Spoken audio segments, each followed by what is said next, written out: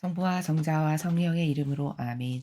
예수님과 어머니 하나 되신 성심을 통해 아버지 뜻 안에서 기도드립니다. 사랑하는 하나님 아버지, 저희가 듣겠습니다. 말씀하여 주옵소서. 오늘도 아버지께서 저희들에게 가르쳐 주시는 이 위대한 진리 안에 숨겨져 있는 아버지 다스림의 다양한 원리들, 그리고 관점과 개념들을 올바르게 인식하고 깨달아 저희들의 사고방식이 될 수 있는 은총으로 축복하여 주시어 그리하여 새로워진 사고방식으로 아버지께 기쁨만을 드리는 자녀들이 될 수 있도록 축복하여 주시옵소서. 이 모든 기도 우리 주 예수 그리스도의 이름으로 기도드리나이다. 아멘. 성부와 성자와 성령의 이름으로 아멘. 안녕하십니까. 하나님의 뜻 성계의 피아수녀입니다. 오늘도 성경 말씀 안에 담겨져 있는 하느님 아버지의 지고하시고도 완벽하고 그리고 아름다운 신적인 나라에 대해 함께 학습해 보도록 하겠습니다. 2021년 10월 30일 연중제 30주간 토요일입니다. 루카복음 14장 1절 7절에서 11절까지 말씀입니다.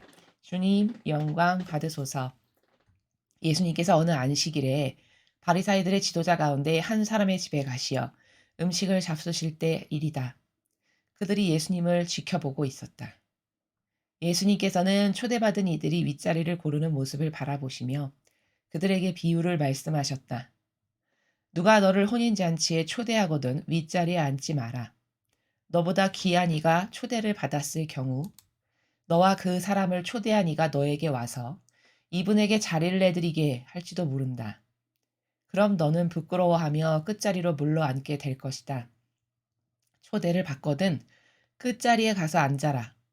그러면 너를 초대한 이가 너에게 와서 여보게 더 앞자리로 올라앉게 할 것이다. 그때 너는 함께 앉아있는 모든 사람 앞에서 영광스럽게 될 것이다. 누구든지 자신을 높이는 이는 낮아지고 자신을 낮추는 이는 높아질 것이다. 주님의 말씀입니다. 그리스도님 찬미합니다.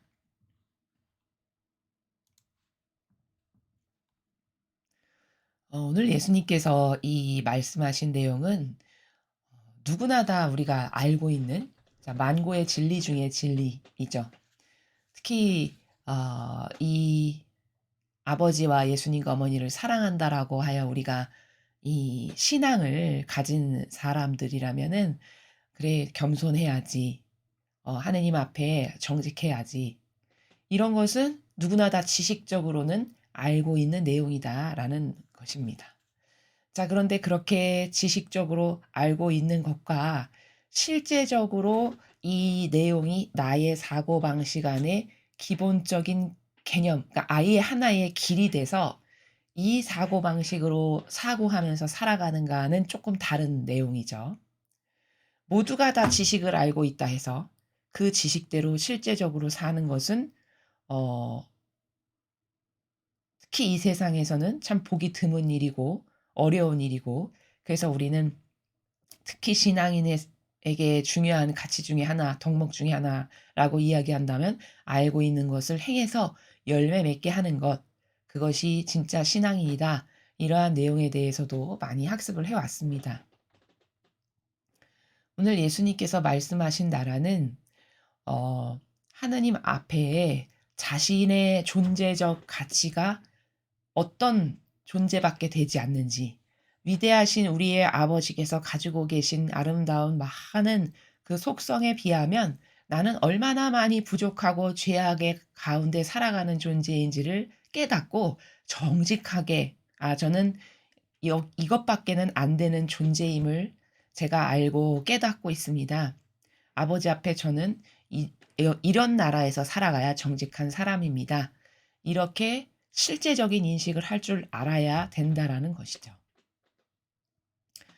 어, 그 세상은 보통 이렇게 교묘한 방법으로, 그리고 남이 잘 알아채지 못하는 방법으로 자신을 스스로 높이는, 그렇게 해서 살아가는 사람들이 굉장히 많습니다. 거의 다라고 할 수 있죠. 근데 사실 그것은 세상에서는 통용될지 모르겠으나 영적으로는 내가 나 자신을 스스로 높인다는 것보다 더 바보 같은 일은 없습니다. 스스로 내 살을 깎아먹는 일을 내가 하고 있는 것이죠. 지금 오늘 예수님께서 말씀하신 이 나라는 그냥 사람들이 서로 앞다투어서 어떻게 해서든지 자기를 좀 내세우고 드높이는 것에 관심이 있는 모습을 보신 거죠. 그리고서는 이제 비유를 들어서 서로 너도 나도 내가 저 자리에 앉아야 마땅한 존재지. 그러니까 착각 속에 살아가는 거죠. 자신이 얼마나 하느님 앞에 부족하고 비루하고 비천하고 나약하고 그리고 수많은 부작용에 아까운데 살아가는 존재인지를 깨닫지를 못하다 보니 스스로 자기가 자기를 드러내는 것에 있어서 부끄러움이 없는 이러한 현실에 대해서 말씀을 하시는 것이죠. 그래서 막 서로 그러한 것을 보시니까 윗자리에 누가 너를 혼인잔치에 초대했으면 윗자리에 앉지 말아라. 아니 만약에 너보다 더 높은 사람이 왔으면은 너는 "아유 여기는 이분이 앉아야 되는데 자네가 있으면 안 되네. 내려가게." 이렇게 하면 망신스럽지 않니? 그러니까 그러지 말고 아예 네가 어디 초대를 받아서 갔어. 그러면 저기 끝자리 가서 앉아라. 그러면 끝자리에 가서 앉아 있는 너를 집주인이 봤을 때 초대한 사람이 봤을 때 "아이고 왜 거기 앉아 있는가? 여기 앉게." 이렇게 너에게 권고할 거다. 그러니까 이 말씀은 높아진다는 거는 남이 너를 인정해서 남이 너를 높여야 되는 것이지 너 스스로가 네가 마치 그런 것을 받아도 되는 존재인 양 착각해서 내 스스로가 높은 데를 내가 가서 앉는 것은 육적인 인간의 눈으로 봤을 때는 관점이 없어서 안 보이지만 본질적이고 영적인 관점의 나라에서 그게 아예 내재화돼서 살아가는 사람의 눈으로 봤을 때는 '아 참 추잡하다.' 이렇게 보인다는 거죠.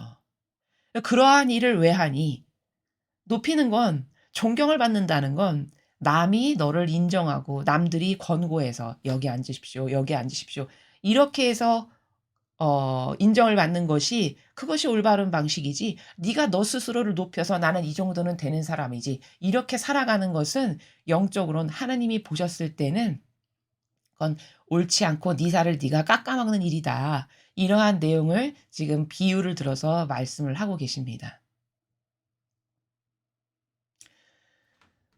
그래서 세상에서 이 오늘 예수님께서 말씀하신 내용이 통용된다면 그리고 보통 사람의 사고방식이 다 이러하다면 우리나라는 정말 훌륭한 나라가 되겠죠. 특히 리더에게 이런 정신이 굉장히 필요합니다.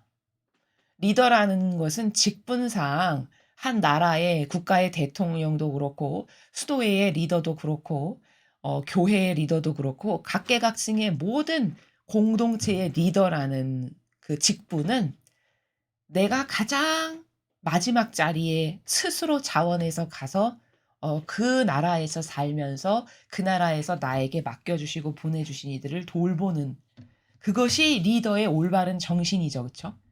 근데 세상은 그 리더에 대한 올바른 관념이 없어 가지고 '리더다. 그러면 내가 1 등. 내가 모든 것 위에 군림하고 다스리는 자.' 이렇게 생각하고 그때부터 목과 어깨에 힘이 들어가고 목이 뻣뻣해지는 이렇게 된다는 것이죠. 자 그러한 리더는 패망하기 딱 좋은 리더입니다. 그렇게 내가 나를 높이는 리더에게 진리를 모르는 세상도 거기 존경심을 갖냐? 존경심 절대 안 갖습니다.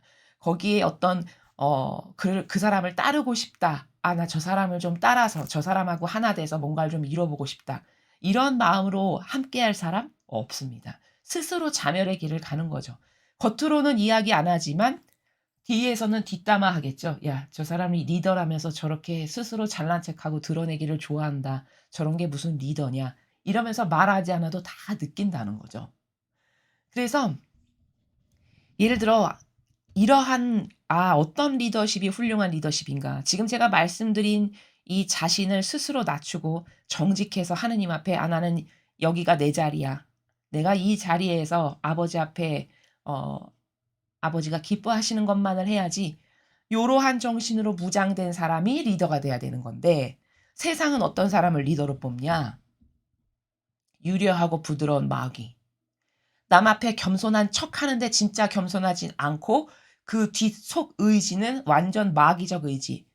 영혼의 우상으로 살기 좋아하고 남 앞에 군림하는 거 좋아하는 이러한 마귀를 겉과 속이 다른 이런 위선자를 리더로 뽑아놓기 때문에 나라가 망하는 거고 한 국가가 망하는 거고 공동체가 망하는 거고 수도회가 망하는 거고 가정 공동체도 마찬가지로 이런 가장이 이런 마인드다. 그러면 그 가정 공동체는 비전이 없게 되는 이러한 것이라는 겁니다.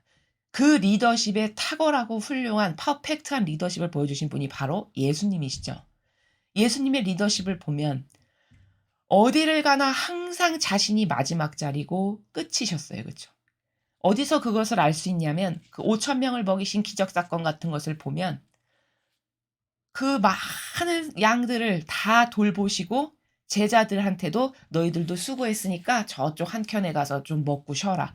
이렇게 해서 제자들까지도 다 돌보고 그 군중도 다 돌보고 자신은 가장 끝자리에서 항상 계셨습니다. 그렇죠? 그리고 그 군중도 일일이 다 돌려보내시고 나서 이제 다 가고 제자들로 저쪽에 쉬게 하고 그리고 나서는 좀 뭐 쉬셨냐? 아니요. 그리고 나서는 또 산으로 혼자 기도하러 가세요. 바로 이게 뭐냐? 이게 훌륭한 리더의 속성을 우리가 발견하고 깨닫고 아, 나도 좀 저런 리더가 돼 봐야 되겠다. 이러한 정신으로 고무적인 세상이 되면 고무적인 대한민국이 되면 이 나라는 발전하지 말라고 해도 발전할 수밖에 없습니다. 여러분 생각해 보십시오. 그런 예수님과 같은 리더십을 가진 사람이 어떤 공동체에 있다. 그러면 주변 사람이 서로서로 그 사람을 따르려고 할 겁니다. 그 사람이 아무 말 안 해도 거기선 그윽한 향기가 날 거고 그 사람 밑에 가서 저도 당신과 좀 하나 되고 싶습니다. 저를 좀 써주세요. 이런 말 하면서 그와 하나 될 거라는 거예요. 이런 사람은 리더가 되기에 합당한 거예요. 근데 만약에 예수님을 닮은 그런 리더십의 속성이 없다. 근데 그런 사람이 어떤 공동체나 단체나 어떤 기관의 장이다. 그러면 그 단체는 희망 없는 겁니다. 왜냐하면 어떤 공동체나 단체라는 것은 리더의 정신을 따라가기 마련이거든요. 거기 세워놓은 사람, 그 리더라는 사람을 밑에 수하에 있는 사람들이 쫓아서 가는 것이 이 어떤 단체, 공동체, 국가가 되는 것이기 때문에 리더를 이런 정신으로 완전 무장된 사람으로 뽑지 못한다. 그러면 그 전체가 망하는 길입니다. 이 리더 하나만 망하면 좋겠는데 그와 함께하는 수하의 모든 사람이 이 공동체 전체가 망하는 거죠. 저희가 요즘에 프로젝트를 하기 위해서 여러분들에게 계속 공지사항을 말씀을 드리는데 그것도 같은 일련의 맥락이 같은 것 가운데 있습니다.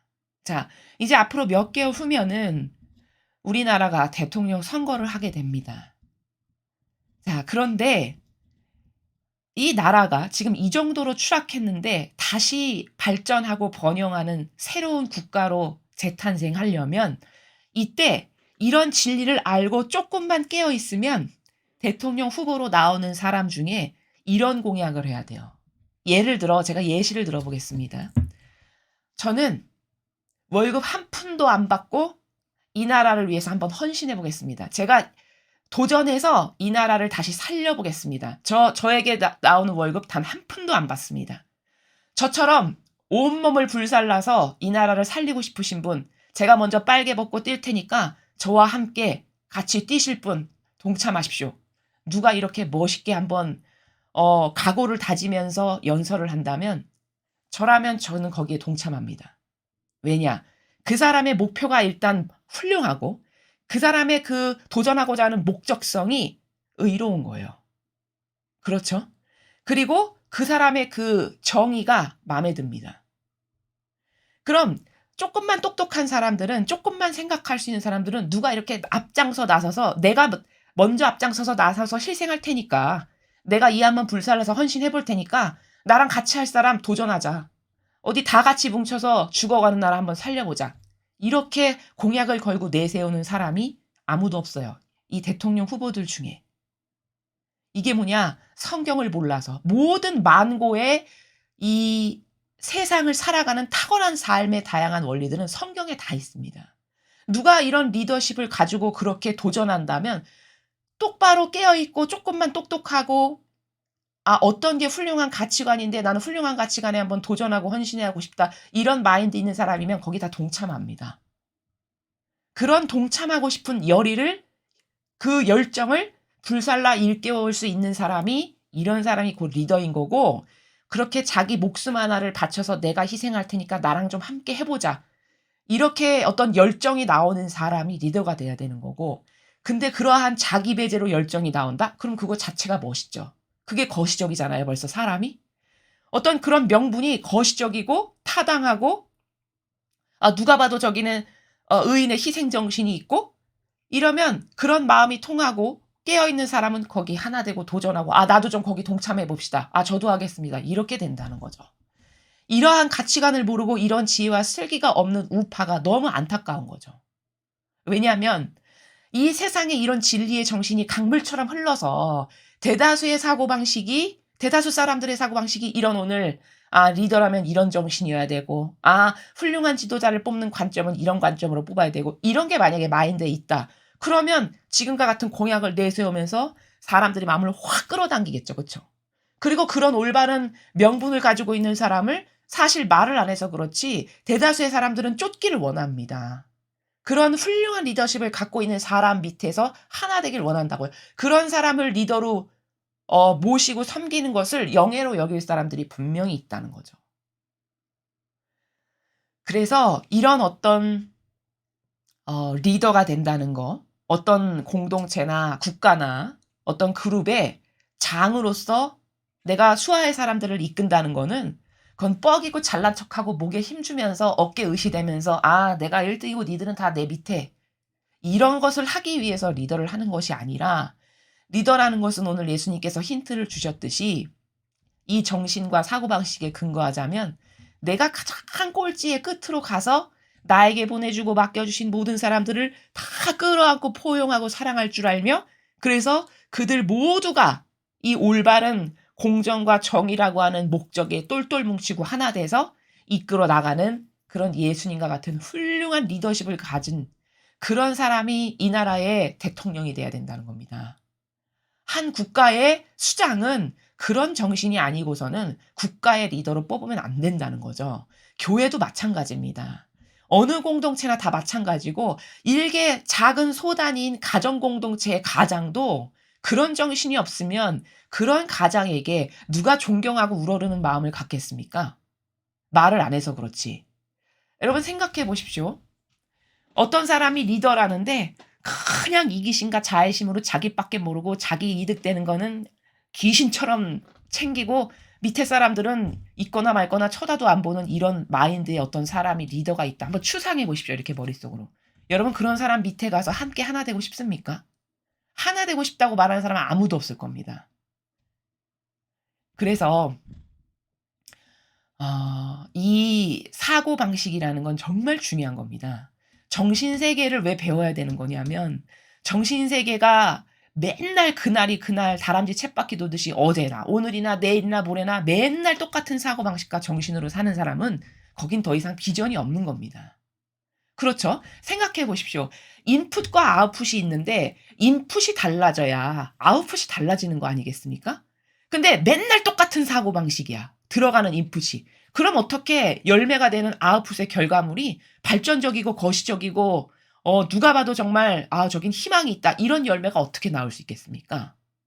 우리는 왜 진리를 배우는 거냐면 여태까지 병들고 자아만을 우상으로 섬기면서 살았던 우리의 아담과 하하로부터의 그 저주스러운 이 악의 사고방식을 다 뜯어 고쳐서 원래 본연의 하느님께서 영혼을 창조하셨을 때 만드셨던 그 본연의 사고방식으로 다시 되돌리는 길을 지금 우리가 가고 있는 겁니다. 그 되돌리는 작업을 하고 있는 게 매일 진리를 배워서 그 사고방식이 나의 것이 되게 해서 이렇게 거시적이고 이렇게 아름답고 누가 봐도 저 진짜 비전 있는 사람이다. 나도 저 사람에게 하나 되고 싶다. 저 사람과 하나 돼서 나도 좀 뭔가 거국적인 걸 이루어 봐야 되겠어. 이렇게 이끌 수 있는 사람이 그게 리더인 것이죠. 그러한 사람이 이 선의 세력, 이 우파에서 많이 배출돼서 각계각층의 중요한 요직마다 그러한 훌륭한 거시적 마인드, 예수님을 닮은 어머니를 닮은 사고방식으로 무장된 사람들이 이 나라의 중요 요직을 다 차지하는 리더가 된다고 생각해 보십시오. 얼마나 이 나라가 발전이 될까요? 발전하지 말라고 해도 이 나라는 성숙하게 발전될 수밖에 없는 겁니다. 그래서 저희가 후반부에 공지사항을 드리는 그 프로젝트를 하는 이유는 저희 돈을 쓰면서 저희 시간을 내면서 여러분에게 도움을 드려서 부디 그런 훌륭한 선의 세력에 속한 사람들이 이 나라의 중요한 부분마다 다 리더가 되었으면 그게 하느님 보시기에 옳은 거고 그게 성화 시대를 살아가는데 저희 사명이 아버지께서 원하시는 뜻을 수행해 드리는 하나의 방법이고 그리고 이 마귀의 모든 이 세력이 다 전 인류의 중요 요직을 다 꿰차고 앉아서 오늘날에 이렇게 망하는 인류가 되어가고 있는데 언제까지 이걸 가만히 바라보고만 있을 순 없죠. 뭔가 선의 세력도 발돋움하고 다시 새로 태어나고 거듭나고 이걸 확 다 바꿀 수 있는 무언가는 해야 되지 않겠습니까?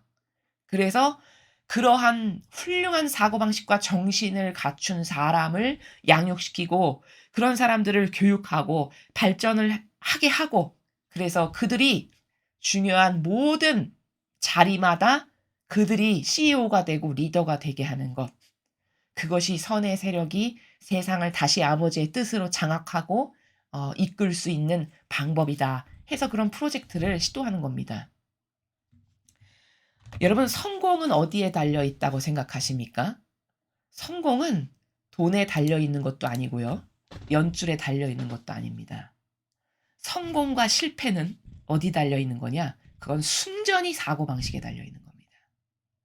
사고방식이 신적인 것, 하느님, 예수님과 어머니와 연결돼서 그것을 근원으로 해서 사고를 하는 사람과 아예 인성이라고 하는 자아라고 하는 마귀의 뿌리를 받고 매일같이 사고방식을 하는 사람은 하늘과 땅만큼 결과물이 다를 수밖에 없는 겁니다. 사람들이 이것을 모르기 때문에 진리를 배우는 것을 원치 않는 겁니다. 여러분 모든 성공의 비밀은 다 그 사람의 마인드, 사고방식, 정신에 따른 겁니다. 제가 증명을 해보겠습니다. 여러분 스케이트 선수가 100명이 있다라고 해보죠. 거의 신체적인 조건은 그만 하겠죠. 그렇죠? 연습량도 그만 할 겁니다. 그 정도의 올림픽에 도전하는 선수가 될 만큼이면 거의 노력하지 않는 사람은 거의 없겠죠. 그렇죠? 그럼 거의 모두 비등비등한 조건일 때 거기서 어떤 것이 탁월한 요소여야지 금메달을 딸 수 있겠습니까? 그렇죠. 그 사람의 정신력, 그 사람의 사고방식, 그 사람이 따르고자 하는 기준의 가치, 절대 가치. 그게 뭐냐에 따라 어떤 사람은 다리가 부러지는 고통이 와도 절대 오늘 내가 쉴 수 없어. 1년 365일 매일같이 성실하고 한결같이 연습을 하고 어떤 훈련을 함으로써 금메달을 딸 수 있는 거고 어떤 사람의 사고방식과 정신이 나약하다. 그렇다면 그 사람은 분명히 이렇게 한결같고 지속적인 걸 할 수 없기 때문에 거기서 오는 구멍이 생길 수밖에 없는 거죠. 그럼 그 사람은 금메달을 따기는 요원한 거죠. 여러분 성경의 다윗을 보십시오. 다윗이 일개양측이었습니다. 지금으로 치면 비로하기 이를 데 없는 거들떠도 안 보는 직업을 가진 그냥 별것 아닌 애에 불과했어요. 근데 그 16살 어린 나이의 다윗이 하느님으로부터 선택을 받죠. 그리고서는 마침내 왕이 됩니다. 한나라에. 그러면 도대체 왕이 되는 속성이라는 것은 뭘까? 돈 많고 빽 있고 연줄로 왕이 된 겁니까? 다윗이? 아니죠. 순전히 그가 가지고 있는 어떤 은총의 속성과 자질과 근성이 하느님 보시기에 옳아서 그를 뽑으셨고 그리고 하느님께서 손수 그 영혼을 트레이닝을 시키시죠. 수많은 역경과 전쟁을 겪게 하시죠. 어려움을. 거기서 강인하게 단련이 됩니다. 그러면서 사람이 굳건해지고 단단해지고 강건해지고 이렇게 해서 트레이닝을 무려 16살에 기름 부음 받았는데 거의 한 30이 돼서 왕이 되죠. 무려 15년간 이상을 그렇게 하느님의 뜻에 의해서 많은 단련과 고생과 뭐 죽을 뻔한 위기도 많이 넘기고 이러한 모든 것을 거듭거듭해서 마침내 왕의 자리에 앉히십니다. 그럼 그 다윗이 왕이 될 수 있었던 중요한 건 뭡니까? 그 다윗이 가지고 있는 근성, 사고방식이 남들과 다른 거죠. 하느님을 경외하는 마음의 나라가. 성공이라는 거는 하느님께 달려 있는 겁니다. 반향을 어떻게 하느냐에 따라. 하느님께 대한 절대적 신뢰와 믿음 가운데 반영을 똑바로 한다면 성공은 하느님이 시켜주시는 겁니다. 그건 인간은 착각해요. 내가 어떤 노력을 열심히 해서, 내가 어떤 인맥을 열심히 쌓아서, 내가 돈을 많이 꿰차고 있어서 이런 걸로 내가 열심히 노력해서 내가 성공하는 거지. 그거는 근시안적인 이론적인 나라에서의 인간이 봤을 때는 그럴지 모르겠으나 본질의 나라에서 봤을 때는 결탄코 성공과 실패는 하느님께 달린 것이지, 그때 내가 할 수 있는 건 올바른 반영, 내가 하느님께 대한 어떤 절대성, 어떤 단순성, 어떤 열정, 어떤 하나 되고자 하는 마음, 어떤 이런 다양한 관점의 반향이 내가 올바르다면 그 사람을 들어 높여서 쓰시는 건 아버지가 아시는 거라는 겁니다. 이게 비법입니다. 그래서 하느님과의 관계가 중요한 거고, 아버지께 진정성의 나라에서 신뢰와 갈망과 믿음을 드리는 것이 그렇게 중요한 거고, 매 순간 하느님께 올바른 반향을 할 수 있는 은총을 주십시오. 이것을 갈망해야 되는 것이 성공하고자 하는, 세상에서도 뭔가 도전해서 성공하고자 하는 사람들이 가져야 될 기본적인 마인드다라는 겁니다. 자, 우리는 오늘 세상의 사람들이 빠지기 쉬운 병폐, 특히 자아의 종으로 살아가는 사람이 빠지기 쉬운 병폐, 그것은 내가 스스로 나를 들어높이는, 그래서 내가 이 정도는 돼, 이 정도는 되는 존재지 해서 내가 나를 들어높이는 것보다 더 어리석은 일은 없다.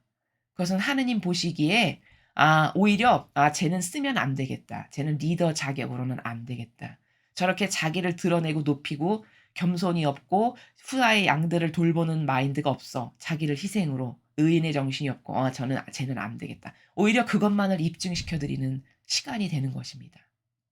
그래서 우리는 이런 마인드 하나 다른 것, 이런 사고방식 하나 다른 건 백지장 한 장 차이인 거거든요, 사실. 그쵸?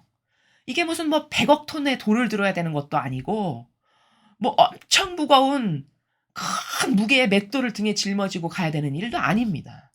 이건 순전히 사고방식이 근원적으로 하느님 아버지와 진리에 연결되어 있는 이런 올바른 신적인 질서 가운데 살아가는 사람의 사고방식이냐, 아니면 마귀의 하수인으로 일평생 내 자아나 따르고 이런 어떤 세상적이고 육적인 기호와 정서 가운데서 내가 좋아하는 것만을 따르는 이런 사고방식을 할 거냐, 이거는 백지장 한 장의 차이라는 거예요. 자신의 자유의지가 무엇을 선택하는.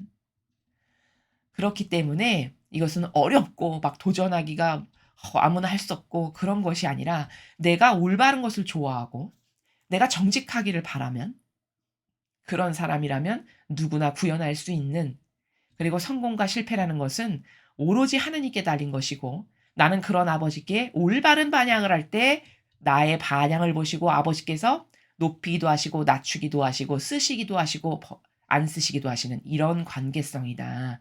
이게 신적인 나라의 진짜 본질적인 근원이고 원리다. 이것을 꼭 명심하셨으면 좋겠습니다.